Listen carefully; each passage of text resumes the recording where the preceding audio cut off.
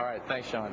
And we go now to Philadelphia, where pollster and the president of the Ward Doctors, the one and only Frank Luntz, is standing by with a focus group of Republicans, Democrats, and independents. We're going to get their reaction to this speech tonight. Frank. Sean, it was very dramatic. How many of you were disappointed, by show of hands, with Barack Obama's first year in office? Raise your hands if you're disappointed. That's a lot of people, and a lot of you voted for Barack Obama. How many of you thought that you were disappointed from tonight's speech? Raise your hands. A lot less. So let me ask you, give me a word or phrase to describe what you saw tonight.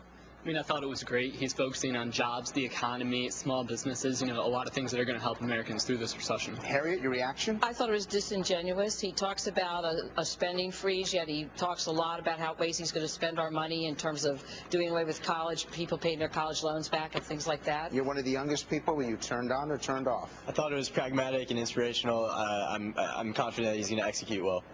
I thought it was contradictory. I don't know how he's going to support small business and economic growth when he's going to tax them to pay for health care. Richard?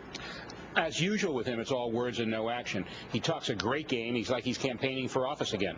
It would be nice if he actually did something. Do you agree?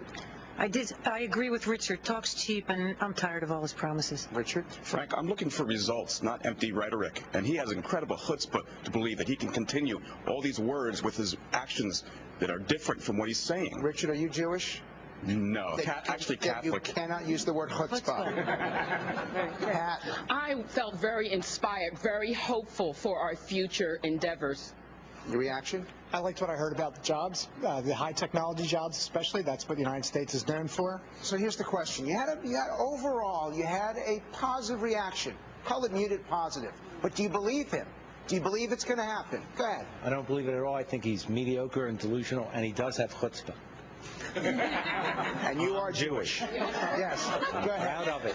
I think he's a gifted orator, and he's also the best conservationist in America because he keeps recycling his campaign promises and his campaign rhetoric. And that may be the line of the evening. We're going to be coming back to you all in a minute.